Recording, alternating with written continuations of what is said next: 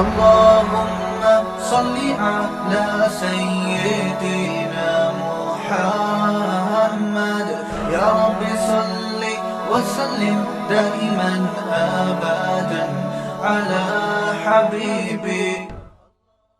سمجھ لو اسلام آسان ہے لیکن لچکدار نہیں ہے.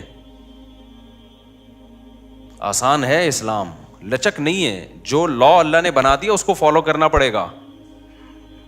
کیسے؟ ایک مثال دیتا ہوں. لوگ کہتے ہیں نا توبہ سے ہر گناہ معاف ہوتا ہے. ہوتا ہے معاف. جو آپ کے ذمہ قرض آ گیا نا، دین اللہ کی کا حق یا مخلوق کا، وہ دینا پڑے گا. 20-30 سال آپ نے نمازیں قضا کر دیں. آپ مسلمان تھے، آپ پہ نماز فرض تھی. آپ کو 30 سال کے بعد خیال آیا اللہ معاف کرے گا، لیکن اللہ کہے گا قرض ادا کرو، اب قضا پڑھو اس کو. یہ جو لوگ کہتے ہیں نا قضاء عمری نہیں ہے، یہ فضول باتیں کرتے ہیں، اجماع امت کے خلاف باتیں کرتے ہیں. آج کل کے اسکالرز جو بھی اجماع امت کے خلاف لے کے جا رہا ہے آپ کو، اس کی بات کو اٹھا کے دیوار پہ مار دو. اس پر اجماع امت کا، آج کل کے مفتیوں کے اختلاف کی کوئی ویلیو نہیں ہے. جو پہلے مسائل اتفاقی ہو چکے ہیں وہ ہو گئے.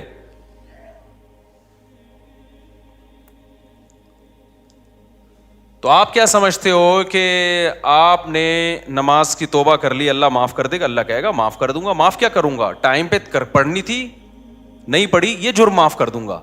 لیکن جو دین آپ کے ذمے ہے وہ کوئی مفتی یا مذہبی اسکالر معاف نہیں کر سکتا. اس میں ہمارے پاس اللہ کی طرف سے دلیل ہوگی. یہ لوگ جو کہتے ہیں نا قضاء عمری کی کوئی دلیل دو، ان سے بولو معافی کی دلیل دو آپ، کہ بغیر پڑھے نمازیں معاف ہو جاتی ہیں. تم کہاں سے اللہ کی طرف ایک ایسی چیز کی نسبت کر دیتے ہو جس کا اللہ نے کوئی ذمہ داری نہیں لی ہے؟ کتنا بڑا جرم کیا، نماز کو ساقط کر دیا بغیر کسی دلیل کے. ہے بھائی، دیکھو جس کا حق ہے اس کو حق ہے نا کہ وہ ساقط کر دے. مثال سے بات سمجھاتا ہوں. آپ نے مجھ سے 1 لاکھ روپے لیے اور پی گئے. آپ نے کہا تھا 1 مہینے بعد دوں گا. بھائی یہ بچوں کو خاموش کروائیں اوپر، ٹھیک ہے نا.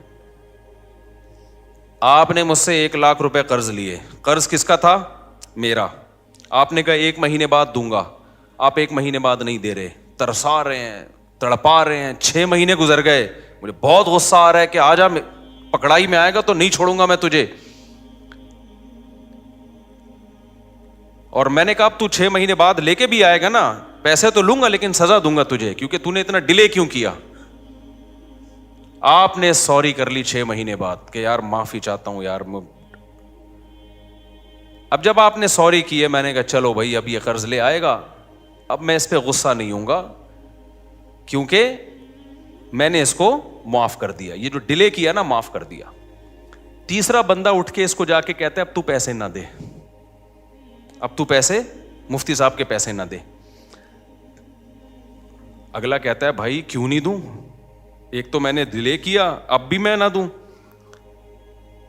تو وہ اگلا بندہ کہتا ہے بھائی اس کی کیا دلیل ہے کہ تیرے ذمے مفتی صاحب کے پیسے ہیں؟ اس پہ کوئی حدیث، اس پہ کوئی قرآن کی آیت کہ تو نے ابھی بھی دینے ہیں؟ تو یہ سمجھدار ہوگا تو کیا کہے گا؟ بھائی یہ معاف کرنے کا حق اس کو ہے جس نے پیسے دیے ہیں، یہ 3rd پرسن کو بولو نہیں ہے. تو اگر مفتی صاحب نے ایسی کوئی بات کہی ہے کہ جو ڈیلے کر دے گا تو میں معافی کر دوں گا، یعنی جو ٹائم پہ میرا قرضہ نہیں دے گا نا، اب اس کو میری طرف سے یہ سہولت ہے کہ صرف توبہ کر لے، قرضہ بھی ختم.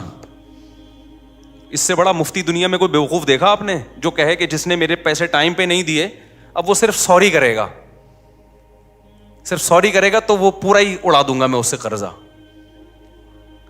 تو اگر یہ سامنے والا جو 1 لاکھ روپے کھا کے بیٹھا ہوا ہے نا، یہ 2 نمبر ہوگا نا، تو ان مذہبی اسکالر کی باتیں اس کو فوراً سمجھ میں آئیں گی جو یہ کہہ رہے ہیں کہ نہ دو. لیکن 1 نمبر ہوگا نا تو وہ کہے گا اس کی کیا دلیل ہے کہ جس کا حق تھا اس نے معاف کر دیا ہے. اس کی دلیل مفتی صاحب سے کوئی تحریر لے کر آؤ. قضاء عمری کے ساتھ یہی حشر کیا ہے آج کل کے مذہبی اسکالرز نے، اور آج کل کے مذہبی اسکالرز کو جنہوں نے اپنا باپ بنا لیا ہے ائمہ مجتہدین کو چھوڑ کر، ان لوگوں نے بھی یہی حشر کیا ہے. اللہ میاں نے کہا تھا نماز قائم کرو، فجر کی نماز فجر کے ٹائم پہ ہونی چاہیے, ظہر کی ظہر کے ٹائم پہ ہونی چاہیے. لوگوں نے کیا کیا, نئی قائم کی, قضا کرتے رہے, 10 سال تک قضا کر کے اپنے اوپر ایک بوجھ کھڑا کر لیا. تو آپ کو خیال آیا کہ یار میں نے بہت بڑا جرم کیا, 10 سال نمازیں نہیں پڑھی, میں توبہ استغفار کروں.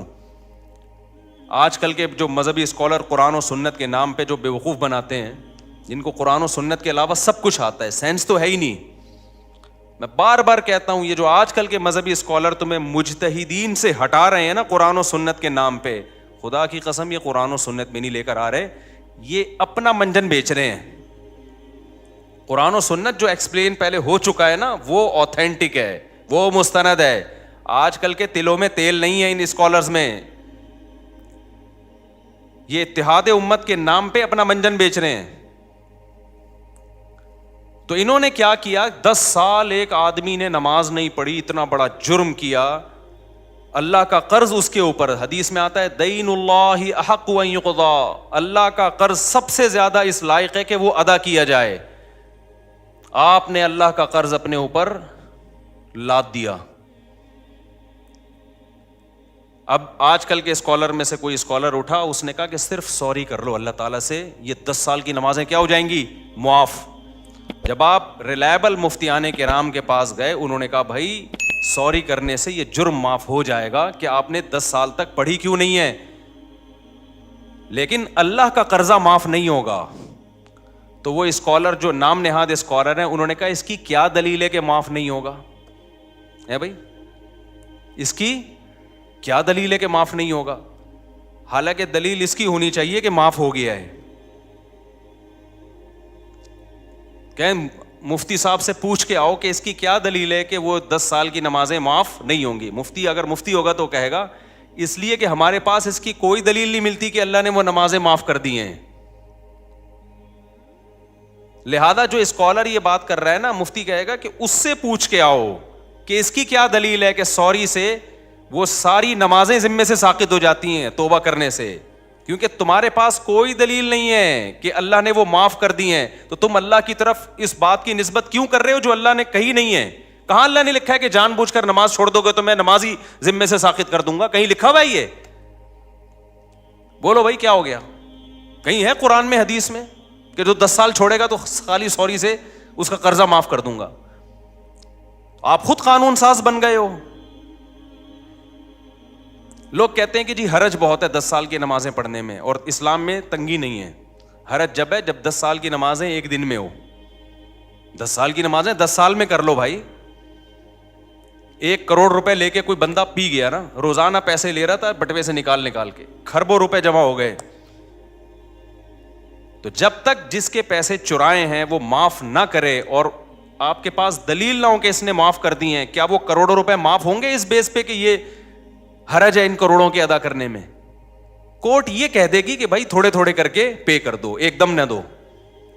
ذمے سے ساقط کر دینا یہ آج کل کے مذہبی اسکالر کی بہت بڑی جرت ہے, جو انہوں نے کس کی طرف نسبت کر دی, بغیر کسی دلیل کے کس کی طرف نسبت کر دی, اللہ کی طرف. اور ایسے جاہل ہیں, مطالبہ ہم سے کرتے ہیں کہ قرآن حدیث سے دلیل لے کر آؤ کہ 10 سال کی نمازیں قضا کرنا لازم ہے. بھائی جس نے معاف کی ہیں آپ اس سے دلیل لے کر آؤ, کہاں اللہ نے لکھا ہے کہ میں نے معاف کر دی؟ قرضہ اللہ کا ہے اور معاف کون کر رہے ہیں؟ آج کل کے اسکالر. خوف بھی نہیں آتا خدا کا ان لوگوں کو, شرم بھی نہیں آتی. سمجھتے ہو کہ نہیں سمجھتے ہو؟ اور جب میں جذباتی ہوتا ہوں نا تو آج کل کے کچھ اسکالرز نے میرے خلاف مضمون لکھنا شروع کر دیا, مفتی صاحب کچھ ٹاپکس ایسے ہیں جس میں اعتدال سے ہٹ جاتے ہیں.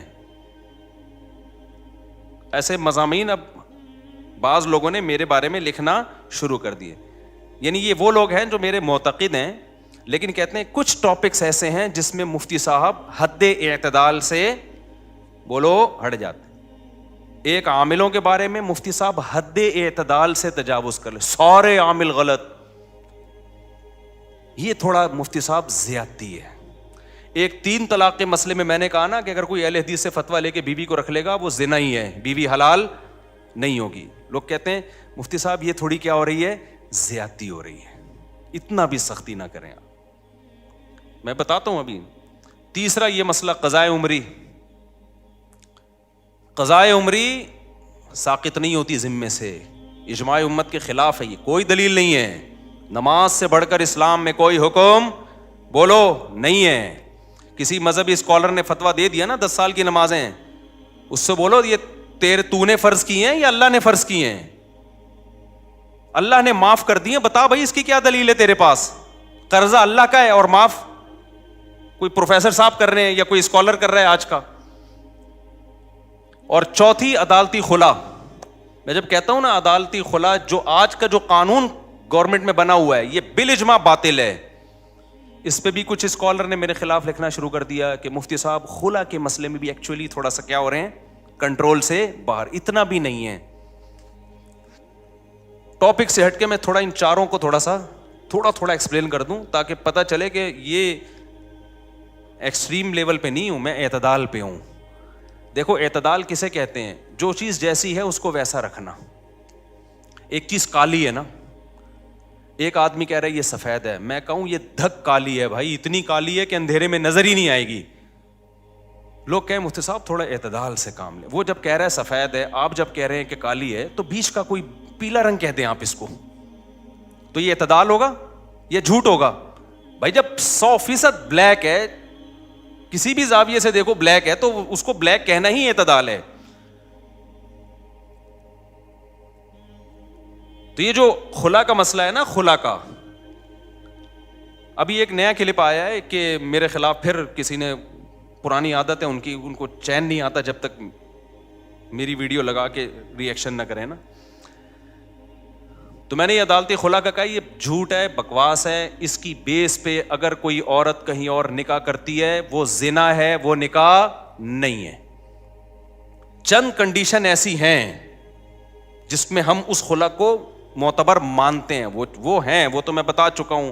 چند کنڈیشن ایسی ہیں, لیکن علی الاطلاق کورٹ کے پاس یہ حق ہو جائے کہ عورت جب جائے کورٹ اس کو خلا کی ڈگری پکڑا دے. جیسے کہ لا یہی ہے, لا تو پاکستان میں نا, حضرت ویڈیو نہ بنائیں, جو پاکستان میں لا ہے نا وہ یہی ہے کہ جج پابند ہے کہ وہ خلا دے گا. یہ خلا کلعدم ہے, اس کی کوئی حیثیت بولو نہیں ہے. اس پہ مشہور زمانہ اسکالر نے ابھی دوبارہ میرے خلاف کلپ بنایا کہ مشکات کی اتنی حدیثیں اور فلانی اتنی حدیثیں ہیں. ایک حدیث مشکات کی یا پورے ذخیرے حدیث میں, میرا چیلنج ہے خدا کے لیے مارکیٹ میں لے آؤ یار. ہمارے کان ترس گئے ہیں, آنکھیں ترس گئی ہیں. کوئی ایک حدیث ایسی نہیں ہے جس سے پتہ چلتا ہو کہ عورت کو طلاق کا یا نکاح ختم کرنے کا حق ہے بذریعہ کورٹ. شوہر ظلم کر رہا ہو نا مخصوص نوعیت کا, اس کی بات میں نہیں کر رہا, وہ تو میں بھی مانتا ہوں.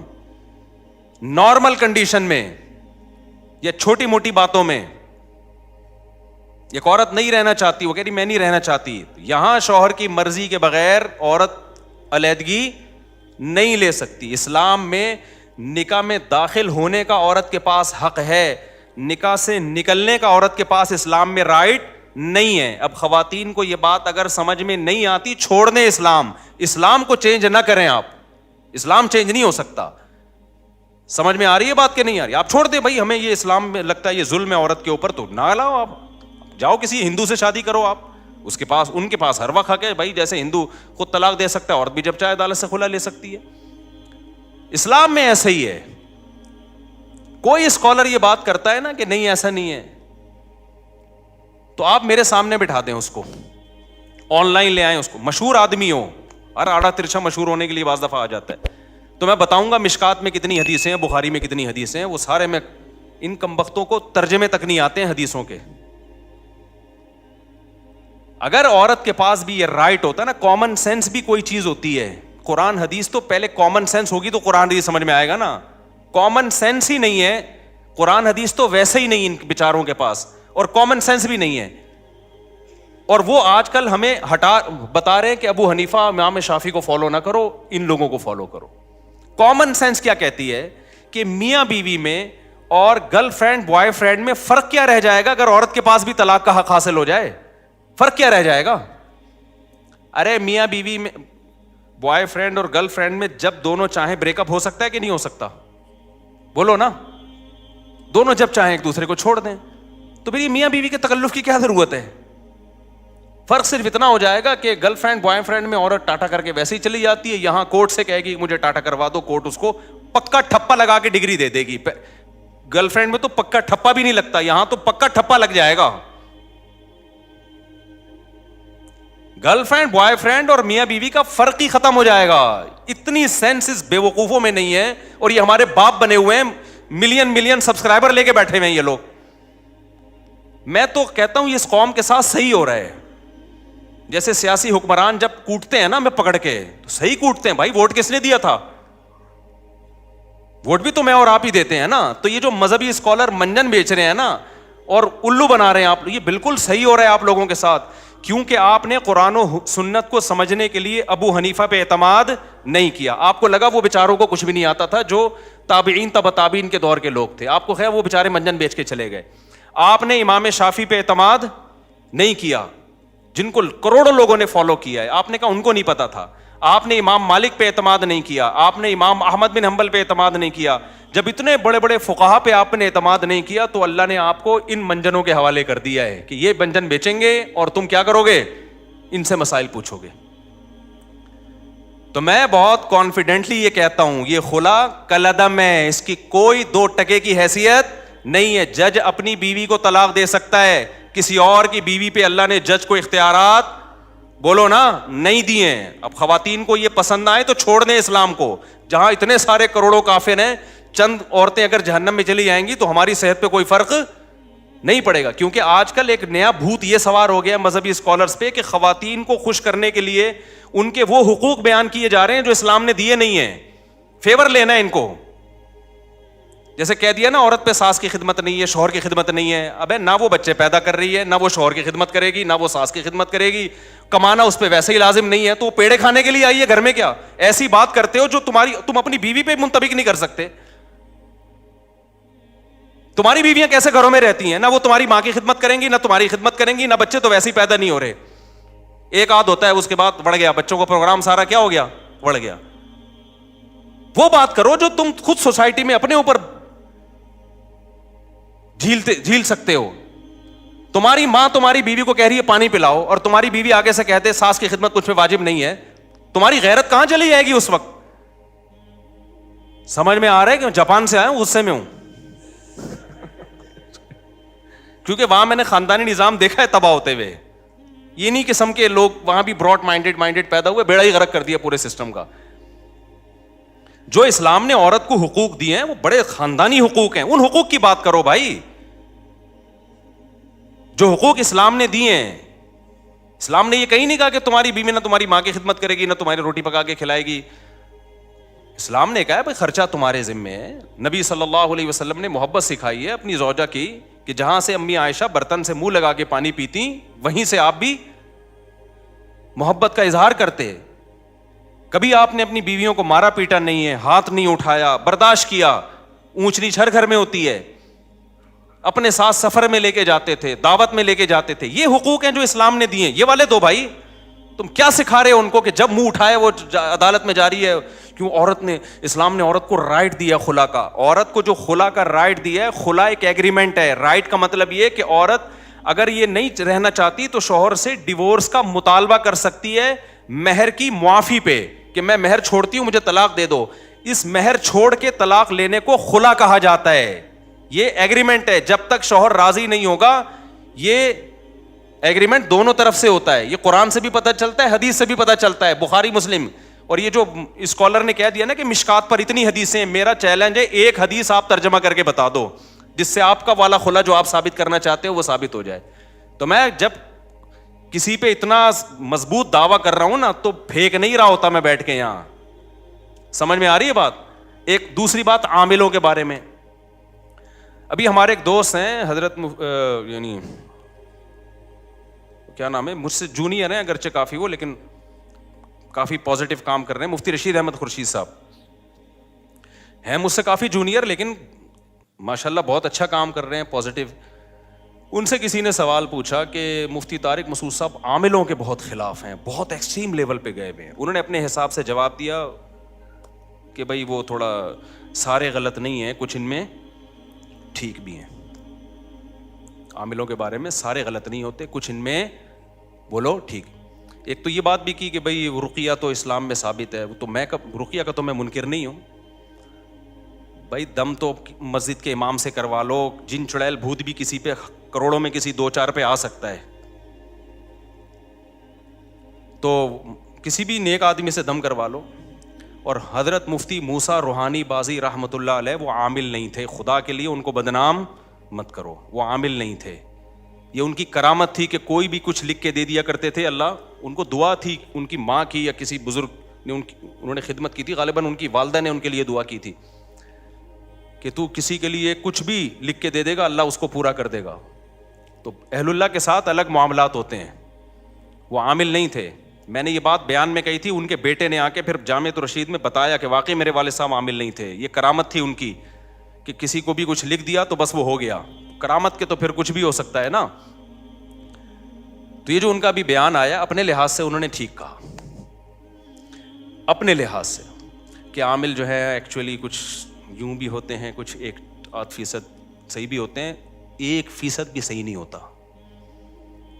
اگر مجھے ایک بندہ عاملوں میں صحیح مل جائے نا, میں عجائب گھر میں رکھواؤں گا, 1 کروڑ روپے کا ٹکٹ لگاؤ اس کے اوپر, کیونکہ ایسی چیزیں مارکیٹ میں ہے ہی نہیں. آپ کہہ سکتے ہیں وہ بھی آپ سے جونیئر ہیں, اور اچھا آپ خود کہہ رہے ہو کہ بھائی جامعہ کے ٹیچر ہیں, استاذ ہیں, تو کیا وہ غلط بول رہے ہیں؟ وہ غلط بول رہے ہیں. ٹھیک ہے. اب آپ کہہ سکتے ہو کہ بھائی اس کا مطلب وہ صحیح عالم نہیں ہے. بھائی اس کا علم دین سے تعلق نہیں ہے, سمجھ رہے ہو؟ علماء سے وہ چیزیں پوچھیں جن کا دین کے علم سے تعلق ہے. نکاح طلاق کے مسائل, وراثت کے مسائل, عامل صحیح ہوتے ہیں غلط ہوتے ہیں, یہ قرآن و سنت کا مسئلہ نہیں ہے, یہ مشاہدے کا مسئلہ ہے. ان کی عمر کم ہے, میرے تجربہ زیادہ ہے, ہم نے ایک بھی نہیں دیکھا ڈھنگ کا, بہت تلاش کیا.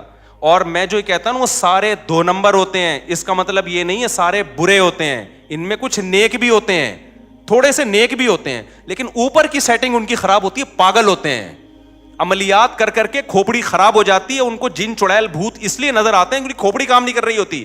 آپ کی کھوپڑی کام کر رہی ہوتی ہے, آپ ان کے پاس بیٹھتے ہو تو تھوڑے دن میں آپ کی کھوپڑی بھی کیا ہو جاتی ہے, آؤٹ. پھر آپ کہتے ہو یار میں بھی جب حضرت جی کے پاس گیا تھا, ایک چڑیل انہوں نے مجھے دکھائی, وہاں سے بھوت دکھایا. ابے وہ کچھ بھی نہیں دکھا رہا, وہ خود پاگل ہے, وہ خود دماغ خراب ہو گیا اس کا, پلیتوں میں پڑھ کے. تم کیوں پاگل ہو رہے ہو؟ اس کے پاس جانے سے پہلے کبھی تمہیں یہ نظر آتا تھا چڑیل اور بھوت تمہیں نظر آتے تھے کبھی؟ تو یہ منجن ہمارے سامنے, کسی عامل کے باپ میں دم ہے, آئے ایک جن چڑیل بھوت میرے سامنے لا کے دکھائے.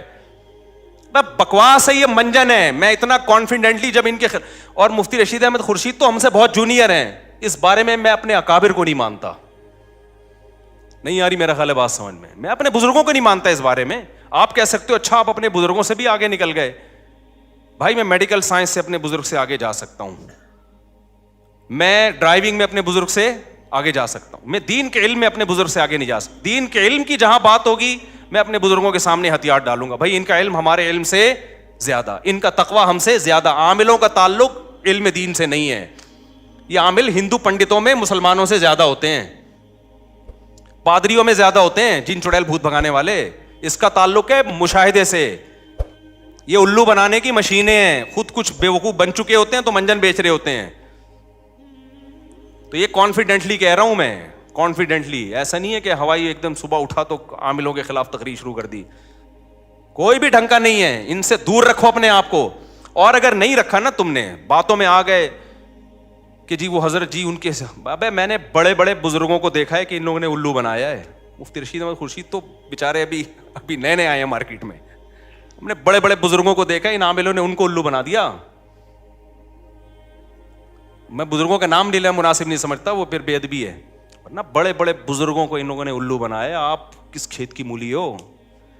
ہاں کانفیڈنس ہونا چاہیے انسان میں, ان کو سمجھنے کے لیے تھوڑا سا اعتماد ہونا چاہیے. پھر ان کا پتہ چلتا ہے یہ بہت. اور یہ سعودی عرب کی مثالیں, اب امام کعبہ کو جن چڑیل بھوت, یہ منجن بہت ہم پہلے دیکھ چکے ہیں. میں نے بڑے بڑے بیوقوف دیکھے ہیں جو امام حرموں کے جا کے جن اتار رہے ہیں. وہ امام حرم کو بیوقوف بنا رہے ہوتے ہیں. آپ کہہ سکتے ہو وہ امام حرم بھی بیوقوف بن گئے. تو بھائی جب ان کی فیلڈ نہیں ہے تو بن سکتے ہیں وہ. یہ ہو نہیں سکتا کوئی ڈاکٹر امام حرم کو غلط ٹیکا لگا کے آ جائے. اس کا امام حرم سے کیا تعلق ہے؟ بھائی ڈاکٹر فراڈی تھا, اس نے غلط ٹیکا لگا دیا, یا اناڑی تھا. یعنی عاملوں کا منجن یہ ہر جگہ بک رہا ہے. اور اس میں جہاں بھی مذہبی, میں بھی جاپان گیا نا, وہاں جن چڑیل بھوت بالکل بھی نہیں تھے. مجھے کسی نے بتایا کہ حضرت ایسا نہیں ہے, یہاں بھی ہوتے ہیں. میں نے کہا یہ وہیں ہوتے ہوں گے جہاں ان کے مذہبی رہنما بیٹھتے ہوں گے.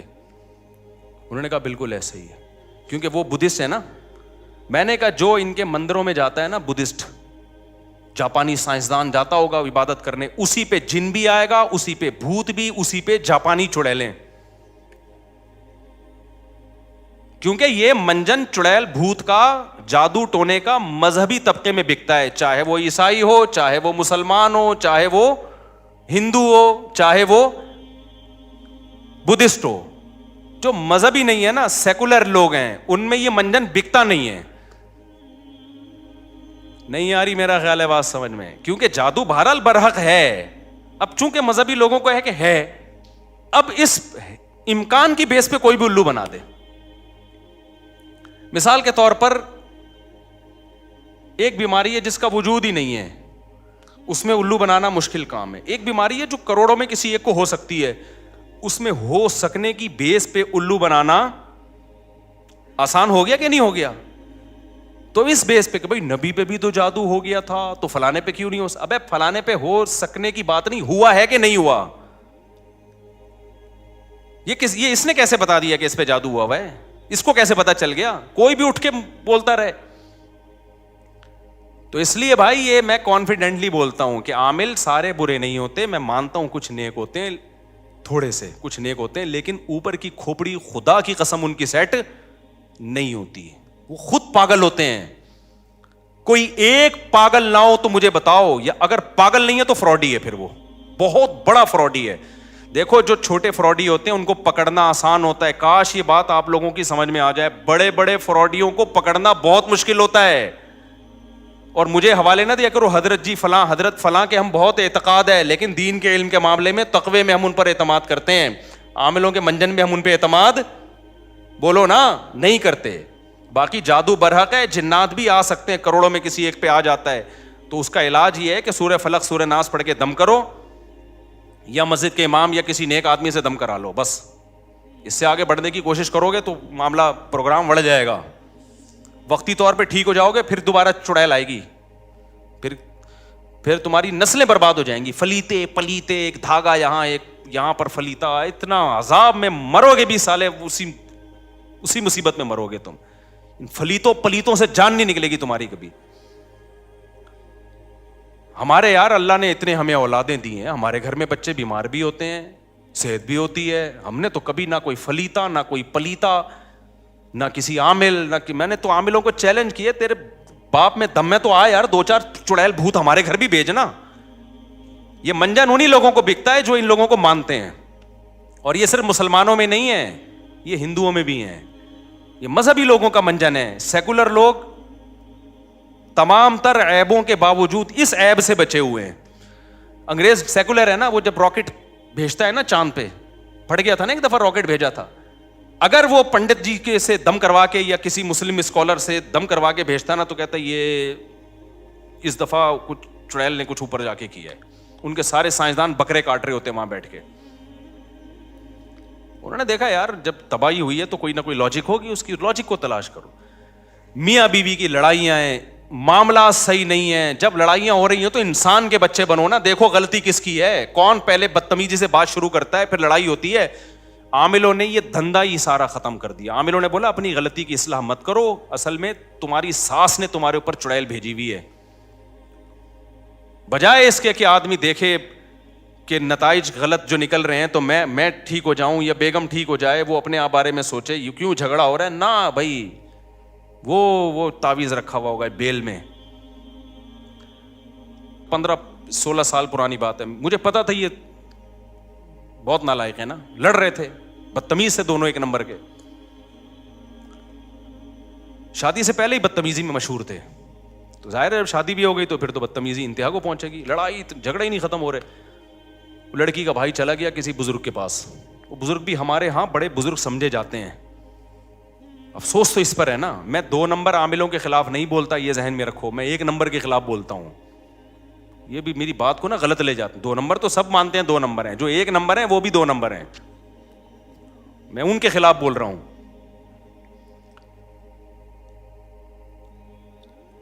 کیا کریں, بات سے بات نکل. پہلے یہ سنا دوں نا, تو اس نے بتایا کہ وہ جو ہے نا وہ ہمارے وہ فلاں بزرگ ہیں, انہوں نے کہا ان کے گھر میں ایک بیل ہے, اس میں تعویذ کیا کسی نے. میں نے کہا الو نا کسی اور کو بنانا, کسی اور کو بنانا الو. تمہاری قسمت میں یہ لکھا ہوا ہے کہ تم بجائے اس کے کہ اپنی بہن کو سمجھاؤ جو بدتمیزی کر رہی ہے وہ, یا شوہر کے رشتہ دار میاں کو سمجھائیں کہ اگلا غصے ہوتا ہے تو تو تھوڑی دیر کے لیے انسان کا بچہ بن جا, گھر تو ایسے ہی چلتا ہے نا. وہ اس کے گھر میں بیل ہی نہیں تھی, اتفاق کی بات یہ ہے. لیکن ایسی اندھی عقیدت ہے نا ان کمبختوں کی, وہ جتنا مردی جھوٹ بول دے, نہیں جی حضرت جی ہیں بنیان کمبخت سونگ سونگ کے عورتوں کے بتا رہے. یہ تو میں 2 نمبروں کی بات کر رہا ہوں. عورتوں کے بنیان سونگ کے بتا رہے ہوتے ہیں کہ اس پہ جن ہے. تمہیں شرم نہیں آتی اپنی عورتوں کے بنیان مردوں غیر مردوں کو سنگھاتے ہو یار.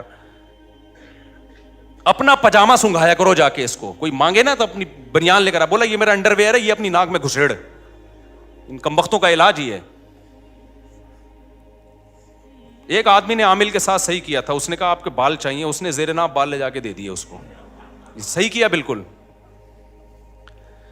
مجھے اچھا نہیں لگ رہا مسجد میں یہ باتیں کرتے ہوئے, لیکن تمہارے دلوں سے میں تمہاری زندگیاں بچانے کے لیے ان کمبختوں کی عقیدت نکالنا چاہتا ہوں. دشمنی تو میں مول رہا ہوں, تمہیں تھوڑی کچھ کہے گا. دشمنی تو میں مول رہا ہوں. تو بات آئی تھی دماغ میں, پتہ نہیں نکل گئی, اتنی خاندانی بات آئی تھی. تو وہ اس نے کہا بیلوں کے اوپر جو ہے نا یہ سارا آج کا جو ٹاپک ہی بڑھ گیا سارا ان عاملوں کے چکر میں. سارا ٹاپک جو میں کتنا شکر کا اور وہ لے کے چلا تھا, وہ ٹاپک تو بڑھ گیا. یہ بھی ضروری ہے بھائی. ان عاملوں کے مفتی رشید احمد خورشید صاحب ہمارے لیے قابل احترام ہیں کائنڈلی, لیکن یہ عاملوں کے بارے میں کسی کی باتوں میں نہ ہو, کوئی ان دلوں میں تیل نہیں ہے. تو بات اتنی خاندانی تھی یار, عامل کے بارے میں تھی, نکل گئی دماغ سے. تو کوئی بھی حرم کا امام کا علاج کر رہا ہے, یہ سب منجن ہوتے ہیں ان لوگوں کے کہ میں نے امام میں فلانے کا کیا تو میں نے ڈمکانے کا کیا, تو وہ پھر تصویریں لگا لگا کے ہاں یاد آ گیا الحمدللہ اللہ کا بڑا. دیکھو میرے ساتھ بھی کسی کی تصویریں دیکھو نا کہ میں اس کے لیے دعا کر رہا ہوں, اس کی مسجد میں کھڑے ہو کر اس کے لیے دعا کر رہا ہوں, تو وہ آپ سے اگر چندہ مانگتا ہے تو ان تصویروں کی بیس پہ آپ چندہ بولو مت دو کہ بھئی مفتی صاحب اس کی مسجد میں جا کے دعا. میں نے جب چندے کا بولنا ہوگا تو میں اپنے منہ سے پھوٹوں گا, کیونکہ اس طرح 2 نمبر لوگ بھی مجھے کیش کراتے ہیں کہ بھائی کہیں بھی مسجد بن رہی ہے میں تو چلا جاؤں گا دعا مانگنے. تو لوگ کہتے ہیں مفتی صاحب اس مسجد میں کھڑے ہوئے تھے تو اس کا مطلب یہ ریلائبل آدمی ہے. نہیں بھائی, اس کا یہ مطلب نہیں ہے. ہو سکتا ہے ریلائبل ہو سکتا ہے 2 نمبر. چند باتیں فراڈی لوگوں کی علامتیں, مذہبی فراڈیوں کی. غیر مذہبی کی تو وہ تو آپ جانتے ہوگے, جب میں مذہبی لائن کا آدمی ہوں نا. مذہبی فراڈیوں کی چند باتیں. مدرسے کا محتمم بھی ہو اور 4 بیویاں بھی ہو, فوراً احتیاط برتو اس سے. اچھا, لوگ مجھے آ کے بتا رہے ہوتے ہیں مفتی صاحب میری 4 وائف ہیں. آپ کو میں یقین سے کہوں, میں فوری طور پر خوش نہیں ہوتا. میں ایک دم سمجھ جاتا ہوں کہ یہ پہلی علامت ہے 2 نمبر ہونے کی. آپ کہو گے یار مفتی صاحب کس طرح کی باتیں کر رہے ہیں. وجہ اس کی میں سب سے پہلے پوچھتا ہوں آپ کی سورس آف انکم کیا ہے. بات آ رہی ہے سمجھ میں؟ کیونکہ غریب آدمی کو 4 ملتی نہیں ہے. مل سکتی ہیں, میں یہ نہیں کہہ رہا کہ وہ فراڈی ہے. ایسا نہ ہو کوئی 4 رکھی ہوئی ہوں تو آپ بولو فراڈی ہے, یہ ضروری نہیں ہے. لیکن محتاط ہو جاتا ہے آدمی کہ یار یہ مل کیسے گئی تجھے 4, کیونکہ ہم نے تو ابھی جا کے ہوئی ہیں ہماری, ہمیں پتہ ہے کتنے پاپڑ بیلنے پڑتے ہیں, اور اب ہم مشہور ہو گئے اور مالی لحاظ سے بھی کافی اسٹیبل ہو گئے پہلے کی نسبت, لیکن کیسے مل گئیں؟ لوگ مجھے آ کے بتا رہے ہوتے ہیں پنجاب گیا وہاں میری 4 ہیں. میں ایک دم تھوڑا سا نا ایسے ہوتا ہوں, اللہ خیر کرے یار. جی آپ کرتے کیا ہیں؟ میرا پراپرٹی کا بزنس ہے. ماشاء اللہ آپ کا پراپرٹی کا بزنس ہے. یہ آپ نے بھی اسی پروسیس سے گزرنا ہے. تو پراپرٹی کے لیے بھی تو پہلے کہیں سے پیسہ آیا ہوگا نا, باپ دادا سے چلتا آ رہا ہے یہ بزنس آپ کا. پھر جب وہ کہتے ہیں نا میرا مدرسہ ہے, تو میں اور بھڑکنے لگتا ہوں, کیونکہ مدرسہ سے بڑی نوٹ چھاپنے کی مشین اس کائنات میں IMF نے بھی ایجاد بولو اب چپ کیوں ہو گئے؟ IMF جو نوٹ چھاپتا ہے نا, جو قرضہ دینے کے لیے, نوٹ تو IMF نہیں چھاپتے نا, نوٹ تو مختلف, امریکہ سمجھ لو آپ, سب سے زیادہ دنیا میں ڈالر چل رہا ہے نا, امریکہ کے پاس بھی ڈالر چھاپنے کی ایسی مشین نہیں ہے جیسی مدرسہ اور یتیم خانہ اور یہ ٹرسٹ, فاؤنڈیشن, ٹرسٹ جتنے بھی ہیں, چاہے کوئی بھی ٹرسٹ, اس سے بہتر نوٹ چھاپنے کی مشین اس کائنات میں آج تک کسی نے ایجاد بولو نہیں کی ہے. بات آ رہی ہے سمجھ میں؟ آپ کہہ سکتے ہیں میں مدرسوں کے خلاف ہوں, نہ میں 4 شادیوں والوں کے خلاف ہوں, نہ میں مدرسے کے خلاف ہوں. میں کہہ رہا ہوں جب یہ دونوں چیزیں جمع ہو جائیں تو کان بہرحال کھڑے ہو جاتے ہیں. پھر آپ پر لازم ہے کہ آپ تحقیق کریں گھس کے, کہ کائنڈلی ذرا آپ ایکسپلین کر سکتے ہیں کہ مدرسہ کا جو آپ کا پیسہ آتا ہے, کیا آپ کے پاس کوئی آڈٹ کا سسٹم ہے؟ کہاں سے آتا ہے, کہاں خرچ ہوتا ہے, ٹیچروں کی تنخواہیں, تو ذرا آپ بتا سکتے ہیں؟ 2 نمبر آدمی یہیں پہ آ کے کیا ہو جاتا ہے بولو, الجھ جاتا ہے. کیا بتائیں یار, چند سال پرانی بات ہے, کسی طرح ایک صاحب آئے اور مجھے کہنے لگے کہ ٹوپی داڑھی, مفتی صاحب میری بھی 4 ہیں آپ کی طرح, ہاں کر کے ملے مجھے. میں ایک دم ہوشیار ہو گیا, میں نے کہا اللہ خیر کرے. میں ڈر گیا تھوڑا سا, میں نے نہیں کہا کہ 2 نمبر ہے, میں نے کہا آپ کی 4 ہیں ماشاء اللہ. اوپر سے میں نے کہا بڑی خوشی ہوئی نا سن کے. میں نے کہا یار یہ بندہ, کیونکہ یہ مجھے کیش کرانے کے لیے آیا تھا, تو میں نے پوچھا آپ کرتے ہیں کیا؟ انہوں نے کہا میرا مدرسہ ہے. میں نے کہا 2 علامتیں تو جمع ہو گئیں فراڈی ہونے کی. ابھی بھی یقین نہیں ہے, یہ خوب سمجھ لو, بعض مدارس کے محتمم ہیں 1 نمبر ہیں, بیویاں بھی 4 ہیں, وہ 1 نمبر ہے. یہ مطلب ہرگز نہیں ہے کہ کوئی مدرسے کا محتمم 4 شادیاں کر لے تو وہ 2 نمبر ہے. نہ, میں تو احتیاط کا حکم دے رہا ہوں آپ کو. ایسے میں نے دیکھے ہیں, میں ملا بھی ہوں, مدرسہ چلا رہے ہیں, بہت 1 نمبر لوگ ہیں, متقی ہیں, پرہیزگار ہیں, چندے کا ایک پائی کا حساب ہے, اور ان کا اپنا بزنس بھی ہے, یا غریب ہیں, ان کو غریب لڑکیاں نے ان سے شادی کر لی. تو ایسا پاسبل ہے, کسی پہ الزام لگانا مقصد بولو نہیں ہے. لیکن جب میرے سے کوئی معاملہ کرے گا تو پھر تو مجھے حق ہے نا کہ میں گھسوں تحقیق میں. تو آ کے ملے جی میری 4 ہیں ماشاء اللہ. میں نے کہا اللہ خیر کرے, اس کو اتنی کم عمری میں 4 مل کیسے گئی؟ تو میں نے کہا آپ کرتے کیا؟ انہوں نے کہا مدرسے کا میں محتمم ہوں. میں نے کہا لے بھائی, فراڈی ہونے کی دوسری علامت بھی بولو سامنے آ گئی. میں نے پھر باتوں میں پوچھا, میں نے کہا وہ کہتے ہیں میرا پراپرٹی کا بزنس ہوگا, لیکن مجھے یقین نہیں تھا بھائی, ہو سکتا ہے 1 نمبر آدمی ہو. تیسری چیز جب باتوں میں پتہ چلی کہ میں عملیات بھی کرتا ہوں, اور میں دبئی اور سعودی عرب میں ہمارے بندے جاتے ہیں عربوں کے جن نکالنے کے لیے. میرے ساتھ ساتھی بیٹھے ہوئے تھے. میں نے کہا تورات, انجیل, قرآن پاک اور زبور, 4 کتابوں پہ ہاتھ رکھ کے قسم اٹھا کے کہنے کے لیے تیار ہوں کہ یہ بندہ 100% 2 نمبر ہے, یہ حلال نہیں کما رہا, یہ مدرسے کا پیسہ بھی مارتا ہوگا دبا کے. لیکن میں نے اناؤنس نہیں کیا اس کے بارے میں. چند دنوں کے بعد اس کے ساتھ جب کہیں میری ایسے نیٹ پہ تصویریں وائرل نہیں ہوئی, کسی کے پاس گئی تو ایک بڑے مفتی ہیں کراچی کے, ان کا فون آیا, مفتی صاحب یہ بندہ بہت بڑا فراڈی ہے, آپ کس کے ساتھ گھوم رہے ہو؟ نہیں آئی میرا خیال ہے بات سمجھنے. مفتی صاحب یہ بہت کرپٹ آدمی ہے, بدنام زمانہ ہے. میں نے کہا ہم نے تو پہلے ہی 4 کتابوں پہ ہاتھ رکھ کے قسم اٹھانے کی قسم اٹھا لی تھی. پھر ایک اور بندے کا فون آیا, مفتی صاحب اس کے ساتھ مالی لین دین بولو نہیں کرنا. یہ میں کیوں مثالیں دے رہا ہوں کہ جو شریعت کا فلسفہ ہے وہ اپنی جگہ ہے, لیکن معاملات کیا ہیں؟ دیکھو ہمیں کسی سے بدگمان ہونے کی اجازت نہیں ہے, لیکن جب کسی مدرسے میں چندہ دے رہے ہو آپ, تو یہ تو پیسے کا معاملہ ہو گیا نا, پھر بدگمان ہونا فرض ہے. سمجھ میں آ رہی ہے بات کہ نہیں آ رہی ہے؟ آپ جب زکوٰۃ دے رہے ہو, پیسہ دے رہے ہو, تو بھائی پھر محتمم صاحب آپ کے پاس اتنا پیسہ کہاں سے آیا ہے؟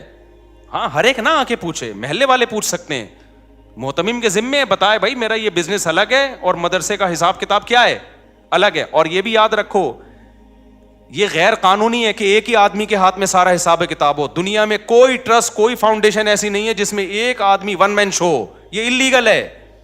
ایک صاحب گئے, مولوی صاحب باہر ملکوں میں چندہ مانگ رہے ہیں, مجھے کسی نے کہا کہ آپ کے جاننے والے ہیں, آپ کا نام, میں نے کہا میں نہیں جانتا بھائی کسی کو. تو کہہ رہے یار یہ تو کہہ رہے اتنی بیوہ, میں نے کہا بھائی یہ تو انلیگل کام ہے. ٹرسٹ جب بنتے ہیں 10-11 آدمی ہوتے ہیں, ان کو پتا ہوتا ہے کہاں سے پیسہ آ رہا ہے, ان 10-11 کو آپ کو اعتماد میں لینا پڑتا ہے.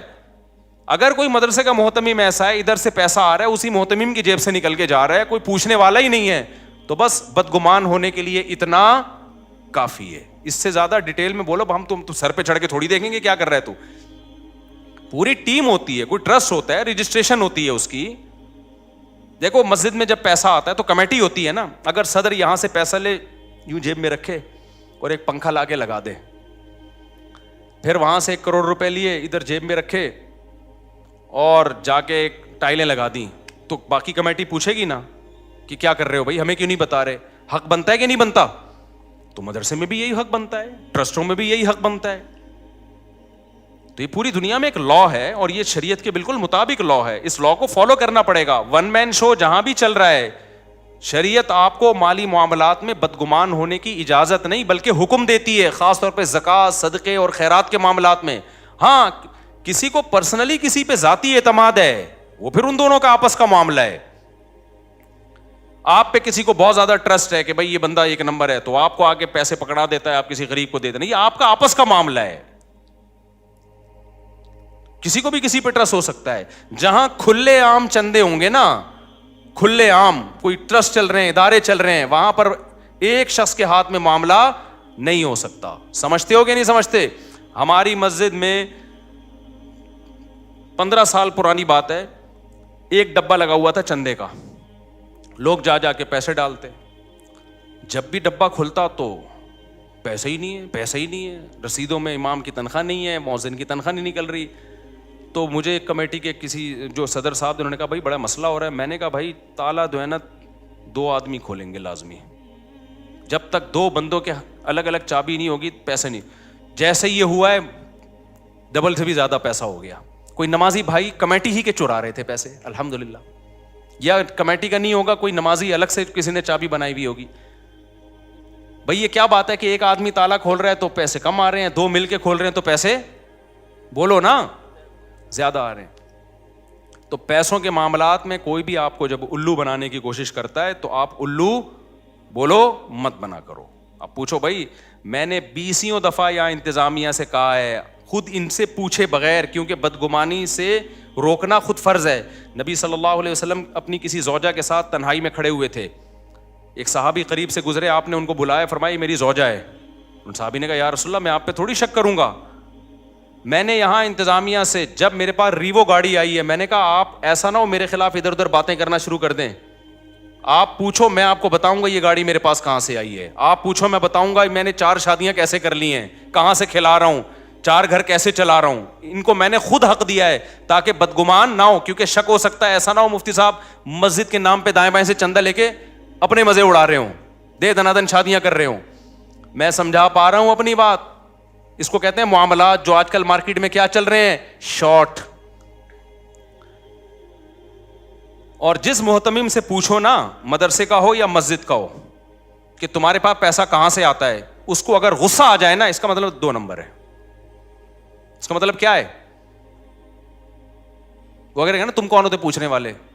ہاں یہ نہیں کہ ہر چلتا پھرتا, محلے والوں کی بات کر رہا ہوں, جو محلے کے جو بھی سنجیدہ لوگ ہوتے ہیں. ایسا نہ ہو کہ کوئی بھی 10 سال کا بچہ اٹھ کے جا کے پوچھ رہے تمہارے پاس پیسہ کہاں سے آیا, ادھر سے دوسرا آ رہا ہے تمہارے پاس پیسہ کہاں سے آیا, یہ تو پھر غیر اخلاقی حرکت ہے نا. جو بھی محلے کے ذمہ دار سمجھدار لوگ ہوتے ہیں ان کو یہ حق ہے کہ آپ کے ادارے میں علاقے میں کوئی مدرسہ یا محتمم سے جا کے پوچھیں. الحمدللہ ہمارے مدارس میں میجورٹی ٹھیک لوگوں کی ہے ہمارے مدارس میں, لیکن فراڈی لوگ بھی مدرسہ بنا لیتے ہیں. علماء فراڈی نہیں ہوتے, یہ خوب سمجھ لو. مدارس کے محتمم فراڈی نہیں ہوتے, لیکن فراڈی لوگ بھی مدرسوں کے محتمم بن جاتے ہیں, بلکہ مدرسے بنا لیتے ہیں, کیونکہ نوٹ چھاپنے کا بہترین طریقہ ہے. تو میں جلدی جلدی بات کو سمیٹ کے مکمل کروں. ایک عدالتی خلا کے بارے میں نے کہا بالکل 100% کیا ہے, غلط. تو یہ کانفیڈنٹلی کہا ہے, یہ میں نے مذاق بولو نہیں کیا. ایک میں نے یہ کہا تھا کہ عامل سارے 2 نمبر ہوتے ہیں, اور جو 2 نمبر نہیں ہوتے وہ بھی اوپر کی سیٹنگ ان کی آؤٹ ہوتی ہے. یہ میں نے بالکل بھی مذاق بولو نا نہیں کیا, اور مجھے اس کے ما لہو و ما علیہا سب پتہ ہے کہ کون حضرت بزرگ ہمارے اکابر میں کون ہے جو عاملوں سے علاج کروا رہے ہیں, کون نہیں کروا رہے, وہ عامل ان بزرگوں کی ہمارے دل میں بڑی عقیدت محبت ہے, ہمیں پتہ ہے عامل ان کو بھی الو بنا رہا ہے. تیسری چیز قضاء عمری کا تو بتا دیا میں نے, کوئی معاف نہیں ہوتی قضاء عمری. چوتھی 3 طلاقیں 3 ہوتی ہیں. تو ابھی میرے خلاف نا کچھ اہل حدیثوں کا آ گیا, کسی نے میرے خلاف مضمون لکھا, مفتی صاحب 3 طلاق کے مسئلے میں بھی بہت جذباتی ہو جاتے ہیں اور ان کے پاس علم نہیں ہے. اصل میں جب انسان کے پاس علم ہوتا ہے تو اعتدال ہوتا ہے. علم ہے تبھی کانفیڈنٹلی کہہ رہا ہوں کہ ککھ بھی نہیں ہے, 3 طلاقوں کو ایک کہنے کی کوئی دلیل بولو نہیں. یہ جو مشہور حدیث پیش کی جاتی ہے نا, نبی کے دور میں 3 طلاقیں ایک ہوتی تھیں, ایسی ہی حدیث متا کے بارے میں بھی ہے. جابر بن عبداللہ کہتے ہیں ہم نبی کے دور میں متا کر لیا کرتے تھے, عمر نے پابندی لگائی ہے. تو جو اس حدیث کا جواب ہے نا وہی اس حدیث کا بھی وہی جواب. اور نبی کے دور میں ثابت ہے کہ 3 طلاقوں کو 3 مانا گیا ہے. اور ہمارے یہاں اہل حدیث حضرات جب ٹی وی پہ آتے ہیں تو حدیث کا ترجمہ بھی غلط کر رہے ہوتے ہیں. ایک مشہور اہل حدیث عالم ہے, جب ٹی وی میں ان سے سوال پوچھا گیا کہ 3 طلاقیں کتنی ہوتی ہیں, انہوں نے کہا صحیح مسلم کی حدیث ہے عبداللہ بن عباس سے کہ نبی کے دور میں ایک مجلس کی 3 طلاقیں ایک شمار ہوتی تھیں. میں نے کہا یہاں ڈنڈی مار دی ہے انہوں نے, ایک مجلس کا لفظ اپنی طرف سے کیا کیا ہے, حدیث میں ایڈ کیا ہے. یہ کہیں بھی نہیں, حدیث میں علی الاطلاق ہے تو وہ منسوخ حکم ہے. جیسے متا نبی کے دور میں ہوتا تھا لیکن نبی کے دور میں منسوخ ہو گیا تھا, جابر بن عبداللہ کو نہیں پتہ چلا. تو ایسے ہی نبی کے دور میں 3 طلاق ایک سمجھی جاتی تھی. نبی تھوڑی سمجھتے تھے, وہ صحابہ سمجھتے تھے جو زمانہ جاہلیت کے حساب سے, کیونکہ زمانہ جاہلیت میں 3 کو ایک سمجھا جاتا تھا. پھر اللہ نے اس حکم کو منسوخ کیا. یا پھر یہ حدیث رخصتی سے پہلے کے بارے میں ہے, کیونکہ دوسری حدیث میں آتا ہے قبل ان یدخلوہا. اسی حدیث کی دوسری حدیث میں ہے کہ رخصتی سے پہلے 3 طلاقیں ایک سمجھی جاتی تھیں. تو ایک حدیث دوسری حدیث کو ایکسپلین کر رہی ہے نا, ورنہ بخاری میں بھی ہے کہ 3 طلاقیں 3 ہوتی ہیں, قرآن میں بھی ہے 3 طلاق, قرآن میں تو 2 مقام پر ہے کہ 3 طلاقیں 3 ہوتی ہیں. تو یہ کانفیڈنٹلی ہم نے کہا ہے, ہم نے آپ کے ساتھ مذاق بولو نہیں کیا ہے, ایسا نہیں ہے کہ. تو اچھا, اس میں نے جب یہ کہا کہ اجماعی مسئلہ ہے, آخری بات, تو ایک جو ہے وہ اہل حدیث نے میرے خلاف کلپ بنایا کہ اجماعی کہاں سے ہو گیا. امام طحاوی نے لکھا ہے کہ بعض لوگ اس کے قائل ہیں کہ 3 ایک ہوتی ہیں.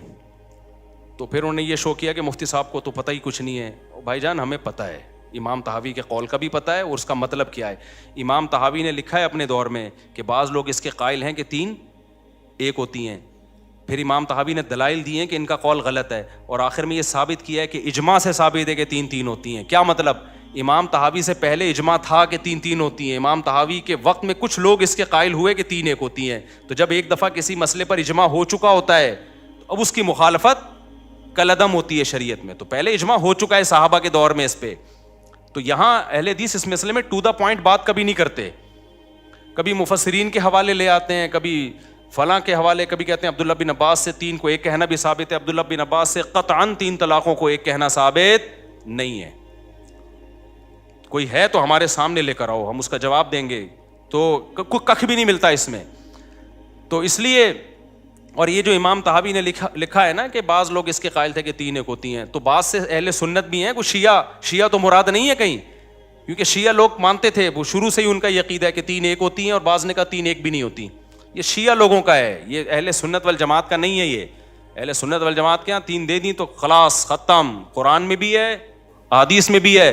اور میں اہل حدیث سے کہتا ہوں کہ قرآن حدیث کو صحابہ سے اچھا کوئی سمجھ سکتا ہے؟ کوئی ایک صحابی دکھا دو یار, ایک صحابی دکھا دو بھائی, ٹھیک ہے نا, ضعیف سند سے دکھا دو جنہوں نے ایک مجلس کی 3 کو ایک کہا ہو. اور میں آپ کو بہت سارے دکھا سکتا ہوں جنہوں نے ایک مجلس کو کتنا کہا ہو, 3 کہا ہو, اور دلیل میں قرآن کی آیت پیش کی ہے انہوں نے, عمر لا کا حوالہ نہیں دیا. تو یہ 3 طلاقیں دے دے کے جو بیوی حلال کر رہے ہیں نا, یہ کانفیڈنٹلی کہہ رہا ہوں, میں مذاق کے موڈ میں بالکل بھی نہیں ہوں. ایک چٹکلا سنا کے بس بیان ختم کر دوں, آج تھوڑا لمبا بیان ہو گیا.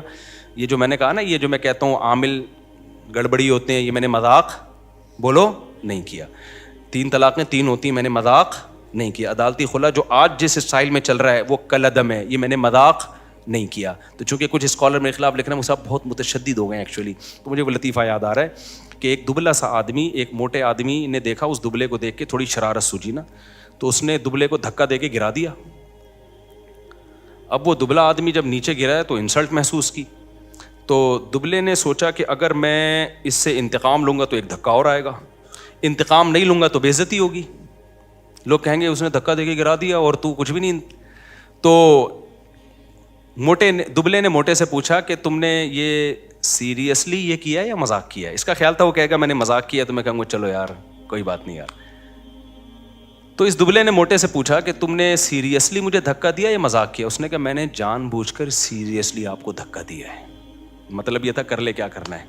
دبلا ہوشیار تھا، اس نے کہا کہ اچھا ہو گیا ورنہ میں ایسے مذاق برداشت نہیں کرتا. یہ کہہ کے نکل لیے. تو جیسے اس موٹے نے دبلے سے کہا تھا نا یہ میں نے مذاق نہیں کیا، یہ میں نے کیا کیا ہے. تو یہ جو میں نے 3 دعوے کیے ہیں نا، قضائے عمری 4 ہو گئے، 3 طلاقیں 3 ہوتی ہیں، اور عدالتی خلا یہ جج اپنی بیوی کو دے سکتا ہے طلاق، کسی اور کی بیوی کو ڈیورس. اس پہ ایک واقعہ بھی سناؤں گا نماز کے بعد انشاءاللہ کہ یہ جو آج کل نئے نئے اسکالر کے فتوے دنیا میں جا رہے ہیں اس سے گھر کیسے ٹوٹ رہے ہیں. تو یہ جمعے کے بعد تھوڑی دیر انشاءاللہ. تو عاملوں کے بارے میں، اور چوتھا قضائے عمری. تو یہ میں نے مذاق بولو نہیں کیا، میں بالکل سیریسلی کہہ رہا ہوں کہ ایسا ہی ہے. سمجھتے ہو؟ ایک نے شکر ہے نیچے کمنٹ کیے ہوئے تھے کہ مفتی صاحب جب اتنی کانفیڈنٹلی کوئی بات کہہ رہے ہیں نا، کسی نے لکھا مفتی صاحب کے پاس علم نہیں ہے، کسی نے کہا ان کو قرآن و سنت کو تو پتہ نہیں ہوتا، یہ تو تقلید کرتے ہیں. ایسے ایسے کمنٹس لوگوں کے آئے ہوئے نا. ایک نے لکھا یار ایک بندہ ایک ممبر پہ بیٹھ کے اتنی کانفیڈنٹلی کوئی بات کر رہا ہے تو کچھ تو ہوگا نا، تو کچھ ہے. سمجھتے ہو؟ کچھ نہیں ہے، 100% یہی ہے. اور پھر بتا دوں جو کہہ رہے ہیں نا مشکات کی اتنی حدیثیں عدالتی خلا پر اور بخاری کی اتنی حدیثیں، ایک حدیث یار اتنی کو چھوڑو. وہ کہہ رہے ہیں یہ لوگ مشکات تو پڑھتے نہیں ہیں، ہم مشکات پڑھا چکے ہیں، خالی پڑھی نہیں ہے، پڑھی بھی ہے اور پڑھائی بھی ہے الحمدللہ.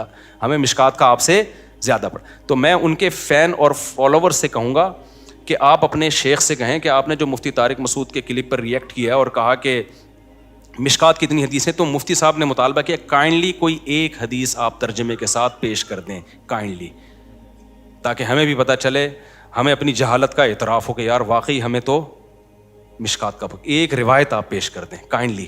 نہیں کریں گے اور یہ موضوع بھی ہمیشہ کی طرح کیا ہو جائے گا، دب جائے گا. پروگرام کیا ہو جائے گا، بڑے. کیونکہ بعض لوگوں کی عادت ہے چیلنج بڑے بڑے کرتے ہیں، جب رپلائی آتا ہے تو نیا چیلنج آ جاتا ہے، پرانا والا ختم. اللہ سمجھنے کی عمل کی توفیق عطا فرمائے.